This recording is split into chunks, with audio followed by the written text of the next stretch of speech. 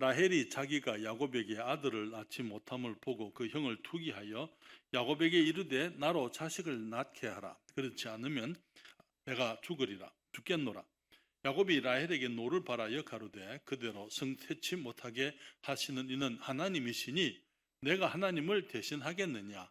라헬이 가로되 나의 여종 빌하에게로 들어가라. 그가 아들을 낳아 내 무릎에 두리니 그러면 나도 그를 인하여 자식을 얻겠노라 하고 그 시녀 빌하를 남편에게 첩으로 주매 야곱이 그에게로 들어갔더니 빌하가 잉태하여 야곱에게 아들을 낳은지라. 라헬이 가로되 하나님이 내 억울함을 푸시려고 내 소리를 들으사 내게 아들을 주셨다 하고 이로 인하여 그 이름을 단이라 하였으며 라헬의 시녀 빌하가 다시 잉태하여 둘째 아들을 야곱에게 낳음에 라헬이 가로되 내가 형과 크게 경정하여 이기었다 하고 그 이름을 납달리라 하였더라. 레아가 자기의 생산이 멈춤을 보고 그 시녀 실바를 취하여 야곱에게 주어 첩을 삼게 하였더니 레아의 시녀 실바가 야곱에게 아들을 낳음에 레아가 가로되 복되도다 하고 그 이름을 가시라 하였으며 레아의 시녀 실바가 둘째 아들을 야곱에게 낳음에 레아가 가로되 기쁘도다 모든 딸들이 나를 기쁜 자라 하리로다 하고 그 이름을 아셀이라 하였더라. 맥주 때에 르벤이 나가서 들여서 합한 채를 얻어 어미 레아에게 드렸더니 라헬이 레아에게 이르되 형의 아들의 합한 채를 청구하노라. 레아가 그에게 이르되 네가 내 남편을 빼앗은 것이 작은 일이냐?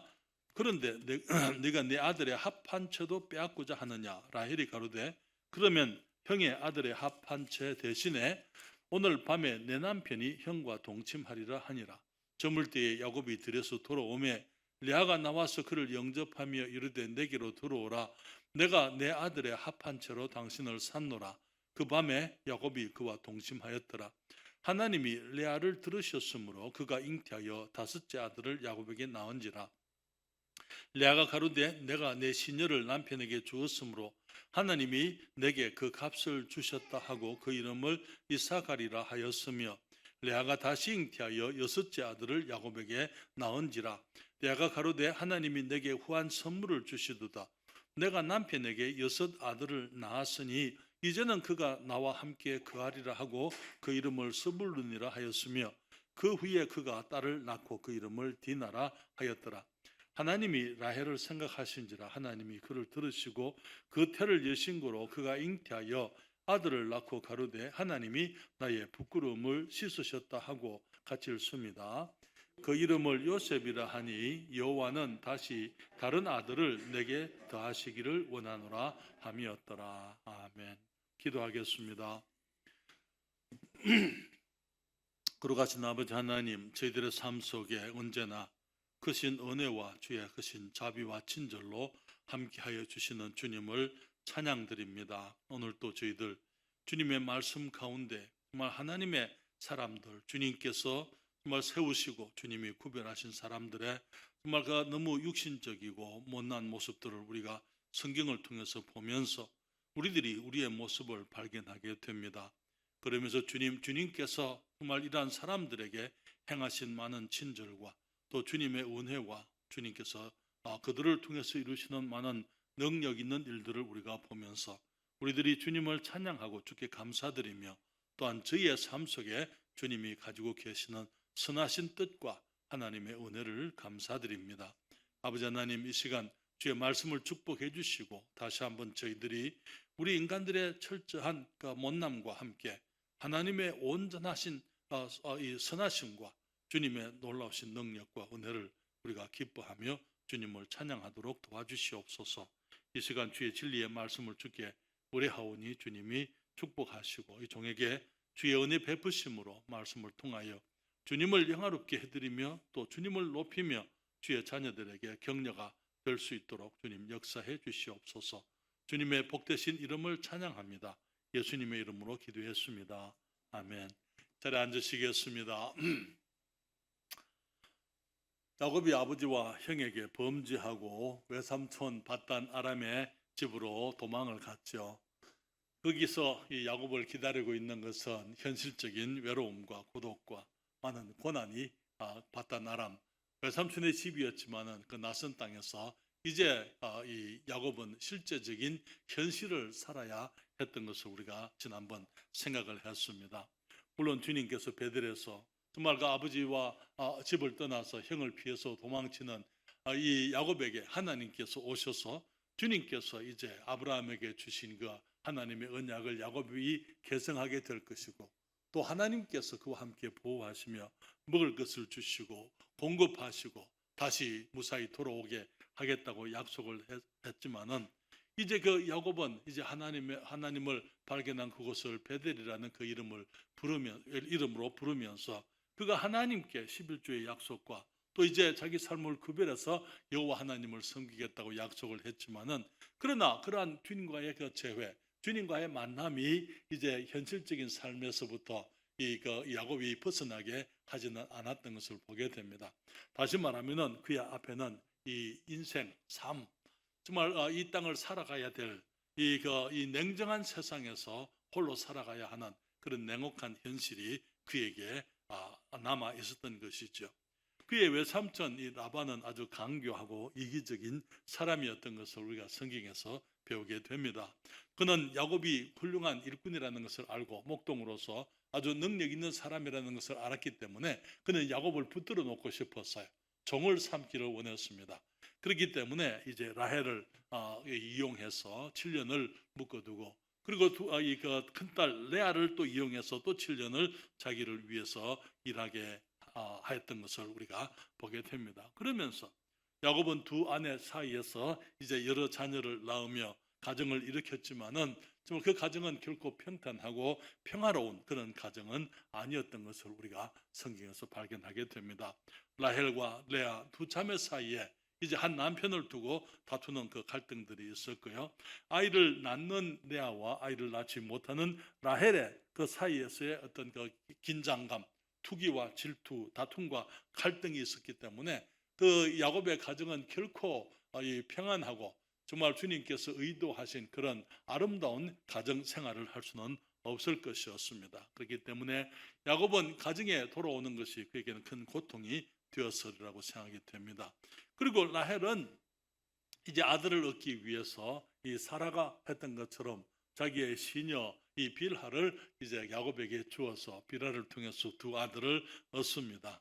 그것을 본 레아는 또 자기의 시녀인 실바를 또 야곱에게 주어서 이 네 여인 사이에서 이 갈등과 이제 이게 다툼이 끊임없이 그 가정에 있었던 것을 보게 되죠.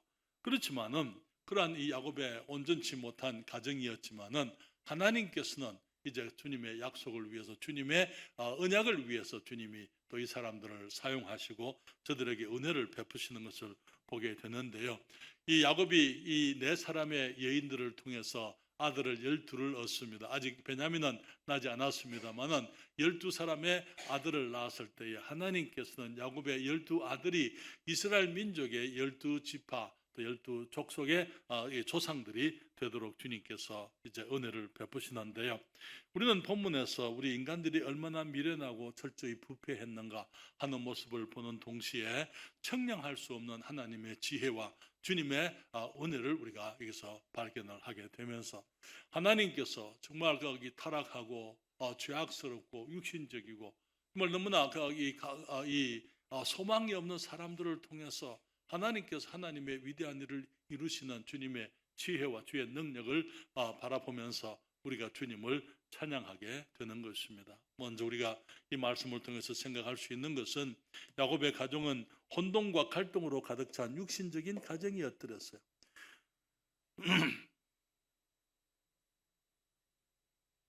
야곱이 사랑했던 여인이었지만은 이 라헬은 육신적인 사람이었습니다. 아이를 낳지 못하니까 그것을 남편에게 원망을 하게 되고 이제 아이를 가지지 못하는 것을 해결하기 위해서 이기적이고 정말 사악한 그런 모습의 악한 이제 일들을 추구하게 되는 것입니다.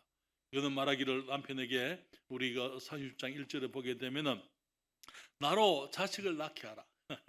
거기 말하기를 이게 30장 1절에 거기 라헬이 자기가 야곱에게 아들을 낳지 못함을 보고 그 형을 투기하여 야곱에게 이르되 나로 자식을 낳게 하라. 그렇지 아니하면 내가 죽겠노라. 어, 야곱에게 불평을 그렇게 하는 것이죠. 그렇죠. 야곱이 라헬에게 화를 냅니다. 그대로 성태치 못하게 하시는 이는 하나님이시니 내가 하나님을 대신하겠느냐. 정말 이 야곱의 가정이 비록 야곱이 하나님을 만났지만은 베델에서 만나서 그가 이제 거기 바단 아람의 삼촌 집에 가서 하나님의 약속 가운데 믿음으로 그곳에 갔지만은 그러나 그가 믿음으로 살고 있지 않는 모습을 우리에게서 보게 되는 거죠. 여기에 그 믿음이 없는 가정, 육적인 가정의 특징입니다. 하나님을 인정하지 않고 하나님을 기다리지 못하고 시비와 원망, 그러면서 이제 그들의 그 개인적인 욕구들을 만족하게 하기 위해서 이기적인 소원을 성취하려고 인간적인 수단, 악한 수단을 추구하는 그런 모습에 정말 타락한 가정의 모습을 보게 되는 것입니다. 여기에 시녀 빌하를 통해서 아들을 얻으려 하는데요. 라헬이 하는 말을 여러분 보실래요? 여기 창세기 30장 3절에 말하기를 라헬이 가로되 나의 여종 빌하에게로 들어가라. 그가 아들을 낳아. 그 다음에 뭐라 그랬습니까?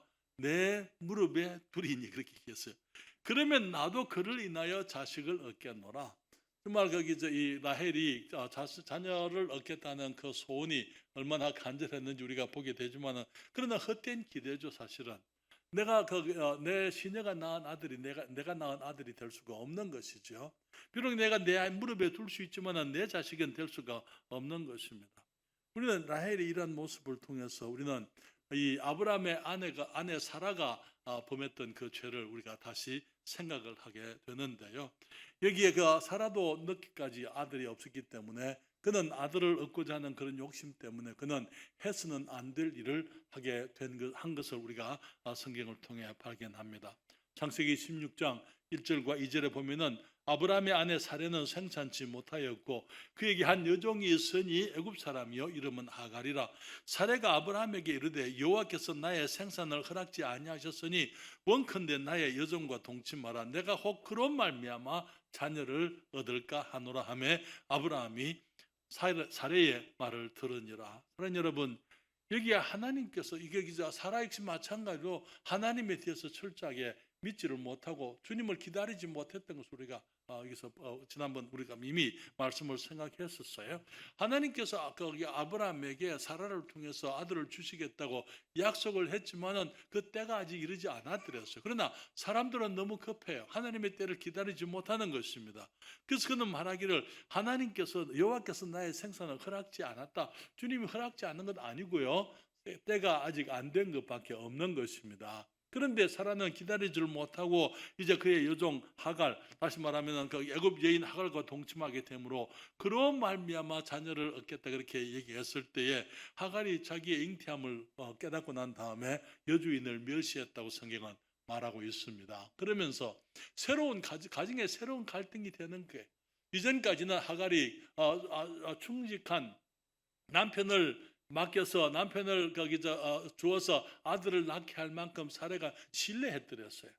그렇지만 이제 임신을 하고 난 다음에는 이제 그 여주인을 멸시하는 그런 인간적인 모습들, 그런 변화된 모습들을 우리가 보게 되잖아요. 결국은 이제 이 사라가 화를 내고 하갈을 쫓아내게 되고 하나님께서 개입하심으로 그가 이 아브라함의 집에 돌아와서 아들을 낳게 되죠.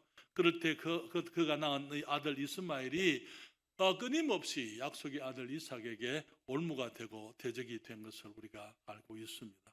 하나님 여러분, 여기서 우리가 배울 수 있는 것은요, 세월이 아무리 지나고 세대가 아무리 변해도 사람은 여전히 죄인이고 변치 않는다는 것입니다. 그러나 여러분, 아브라함은 약속의 땅에 약속의 땅에 있을 때에 이제 가나안 땅에 기근이 오게 됐을 때 그는 애굽으로 피신하잖아요. 그러면서 그가 애굽 사람을 두려워해서 자기 아내 사라를 이제 누이라고 그렇게 사람들에게 소개를 하게 됩니다. 그런 일을 두 번이나 하게 되잖아요. 그렇죠?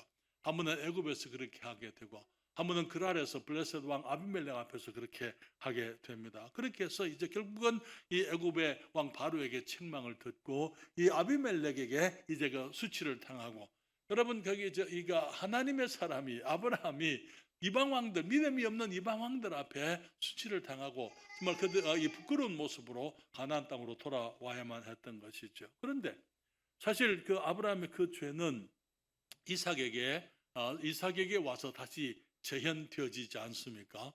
다시 말하면 이삭이 리브가를 그랄에서 누이라고 했기 때문에 이제 리브가가 다른 남자에게도 시집갈 뻔한 그런 일이 또 있었더랬어요. 많은 경우에 사람들은 말하기를 이 죄는 학습을 통해서 배운다, 그렇게 교육학자들이 얘기합니다. 아이들이 거짓말하는 이유가 뭡니까? 엄마 아빠가 거짓말 하니까 그것을 보고 배운다, 그렇게 얘기하잖아요. 아이들이 거기서 다투고 싸우는 것, 부모들이 화목하지 못하니까 그것을 보고 아이들이 배운다, 그렇게 얘기하지만 사실은 아브라함이 이제 아내를 누이라고 속였던 그 일은 이삭이 태어나기 한참 전의 일입니다.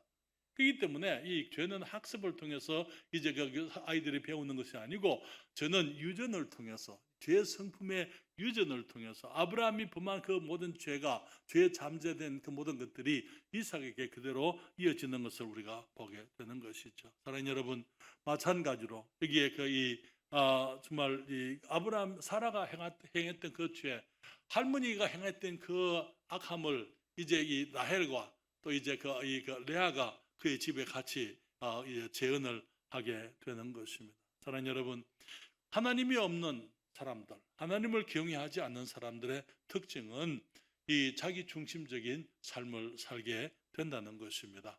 사사기에 보게 되면은 주님 이런 말씀을 하셨어요. 사사기 17장 6절에 보면은 그때에는 이스라엘에 왕이 없으므로 사람마다 자기 소견에 옳은 대로 행하였더라, 그렇게 얘기했습니다. 여기 왕이라는 것은 임금을 말하기도 하지만 사실은 권위를 말하는 것이죠. 다시 말하면 하나님께서 이스라엘 백성들이 가나안 땅에 살게 했지만은 여호수아가 죽고 난 이후에 사사시대에 이스라엘 백성들이 하나님을 그들의 권위로 생각지 않았었어요.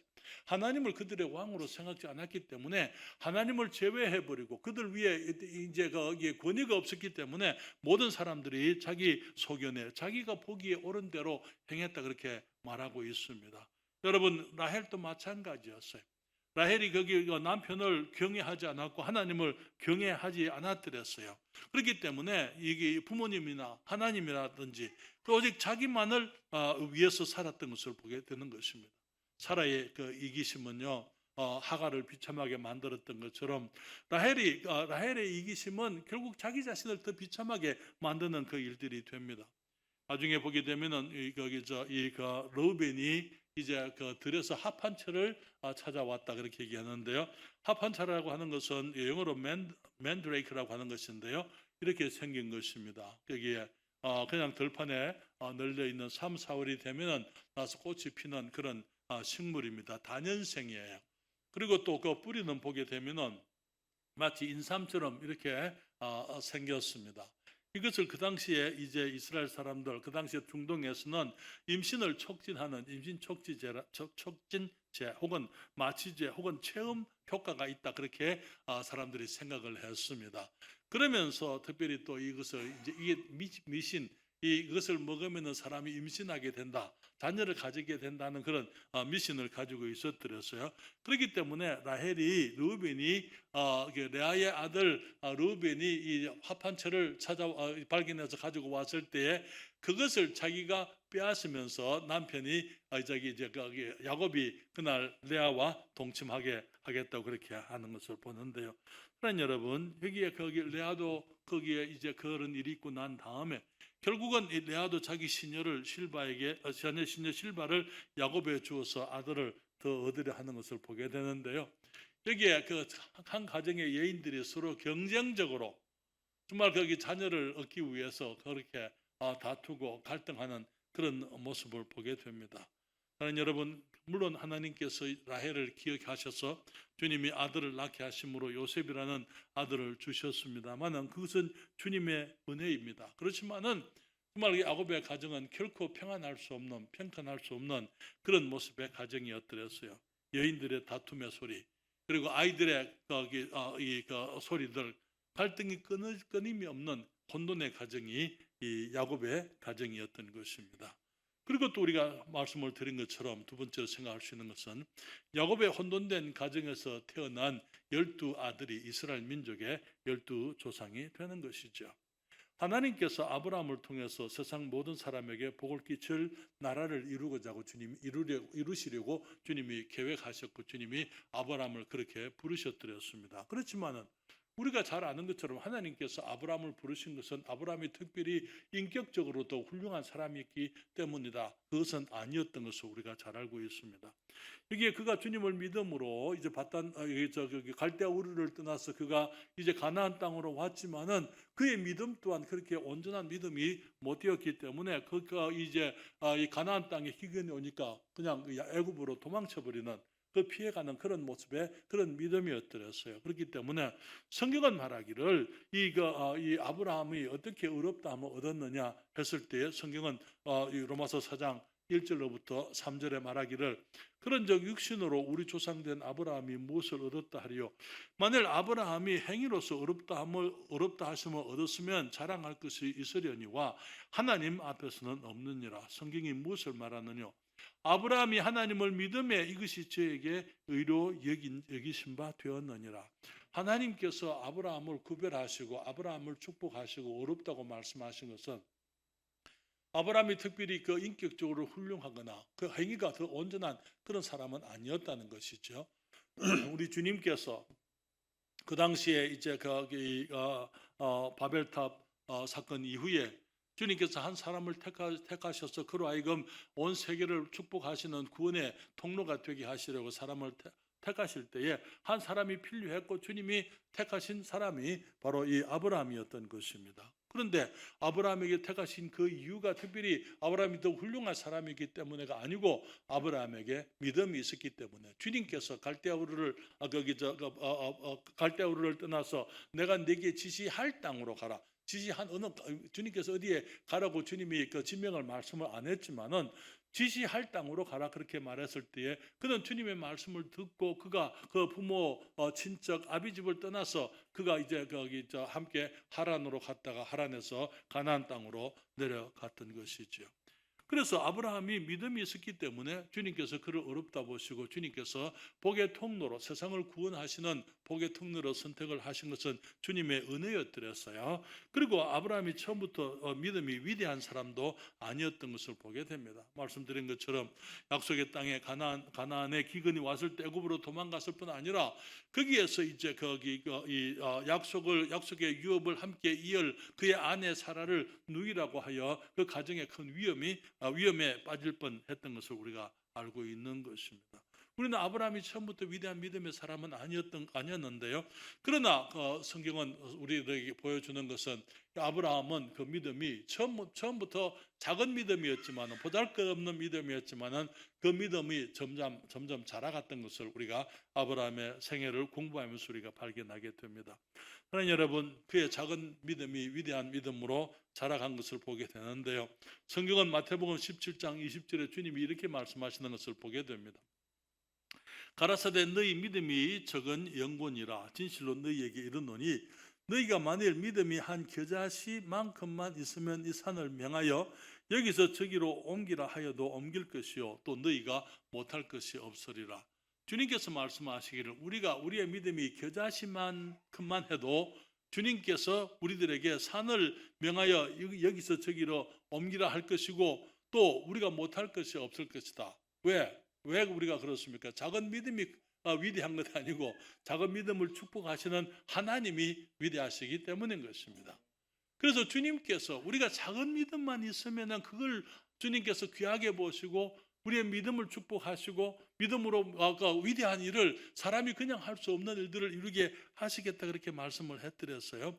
그렇지만은 여기 아브라함의 그 믿음은 이 역경과 시련을 통해서 작은 믿음이 또 큰 믿음으로 자라는 것을 우리가 보게 됩니다. 그래서 여기 주님과 이제 그 믿음의 삶을 통해 경험하는 많은 일들, 특별히 하나님을 경험하면서 이제 전에 작은 믿음이었지만은 믿음이 점점 주님을 경험하는 가운데 우리는 믿음에 대한 확고한 이제 믿음이 더 견고해지게 되고 그래서 우리가 나중에 아브라함이 이제 그 아들을 주님께 바쳐라 그렇게 말씀했을 때 기꺼이 믿음으로 아들을 바칠 수 있는 그런 위대한 믿음으로 성장했던 것을 우리가 보게 됩니다. 그래서 작은 믿음이라도 있으면은 그 믿음을 축복해서 하나님이 위대한 일을 이루시지만은, 그러나 작은 믿음은 작은 믿음이 그대로 그냥 그대로 머물러 있는 게 아니에요. 믿음은 성장하게 되어져 있다는 것입니다. 그래서 성경은 말하기를 우리 그리스도인들이 믿음으로 사는데, 믿음으로 믿음에 이르게 하는 것, 하나님의 말씀 복음에는 우리가 믿음으로 믿음에 이르게 하는 주님의 능력이 있다고 그렇게 말씀을 하시는 것이죠. 그러나 여러분, 이 약속, 아브라함에게 주신 그 약속이 야곱에게 이어졌더랬어요. 그것은 야곱이 특별히 이 의로운 사람이고 혹은 훌륭한 사람이고 믿음이 크기 때문에가 아니고, 야곱의 마음속에 그 언약에 대한 사모함이 있었기 때문에 주님께서 그에게 그 언약을 허락했던 것을 보게 되는데요. 창세기 28장 13절 14절에 보게 되면 또 본적 여호와께서 그 위에 서서 가라사대 사다리를 봤잖아요. 천사가 오르락내리락 하는 것을 봤습니다. 그때 말하기를 여호와께서 그 위에 서서 가라사대 나는 여호와니 너의 조부 아브라함의 하나님이요 이삭의 하나님이라. 너 누운 땅을, 주님께서 아브라함에게 땅을 주시겠다 약속하지 않았습니까? 너 누운 땅을 내가 너와 네 자손에게 주리니, 그 다음에 네 자손이 땅의 티끌같이 되어서, 아브라함에게 주신 약속 가운데 두 번째가 자손에 대한 약속이었더랬어요.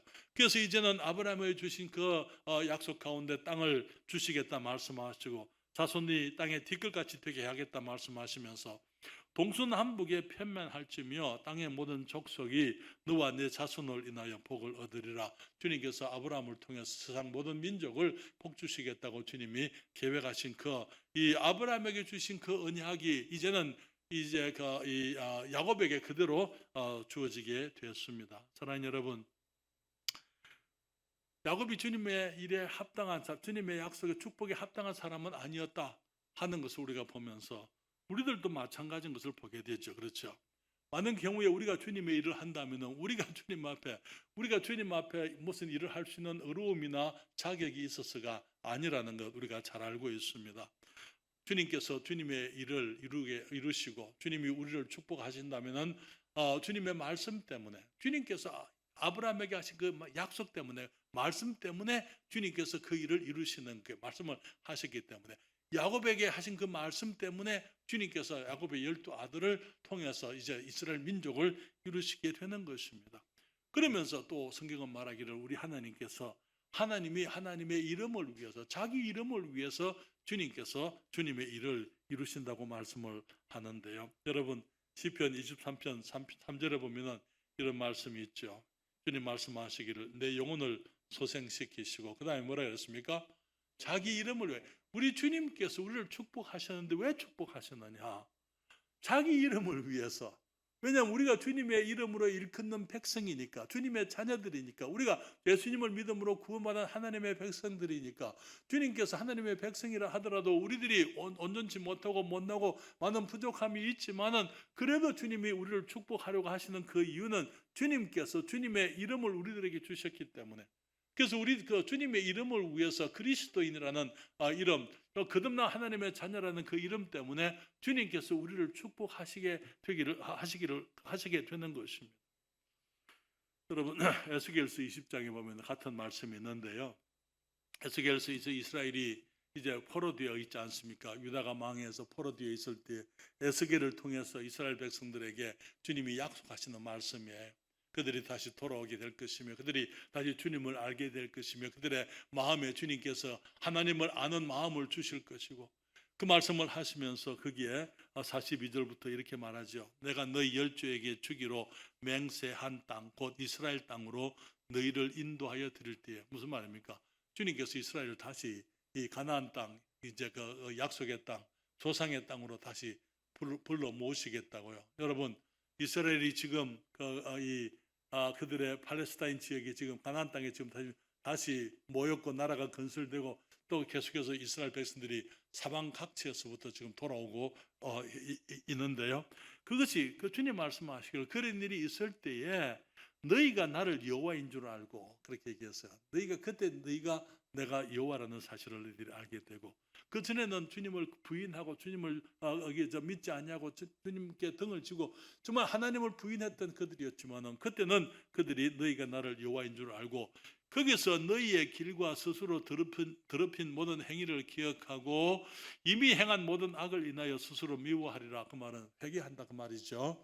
그들이 하나님 앞에 정말 주님의 베푸신 그 은혜 앞에서 그들이 어떻게 행한 것을 그들이 이제 깨닫게 되고 후회하게 되고 그들이 주님 앞에 회개하게 되는 것입니다. 그리고 계속해서 성경은 말하기를 이스라엘 족속아 내가 너희의 악한 길과 더러운 행위대로 하지 아니하고 내 이름을 위하여 행한 후에야 너희가 나를 여호와인 줄 알리라. 나 주 여호와의 말이니라 하셨다 하라.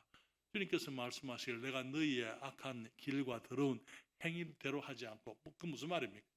그들 심판해 버리고 멸해 버릴 수도 있는 게 그렇잖아요. 그렇지만 주님께서는 내 이름을 위하여 행한 후에, 주님께서 주님의 이름을 위해서 이스라엘 백성들이 다시 돌아오게 하고 그들이 새롭게 되어지게 하고 하나님을 알게 만들고 그들이 주의 백성으로 새롭게 세워지게 될 때, 그때 그들이 나를 여호와인 줄 알리라 그렇게 말씀을 하였습니다.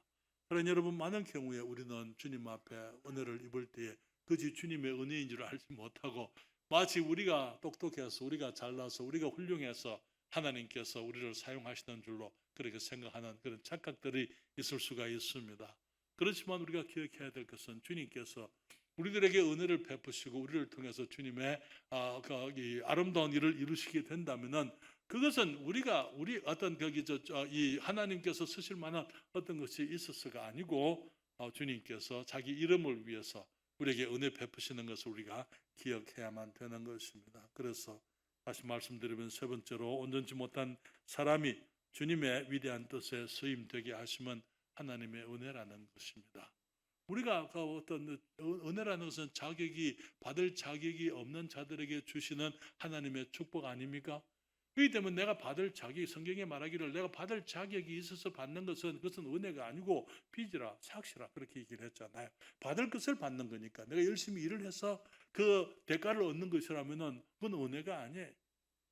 삭세를 받는 거니까.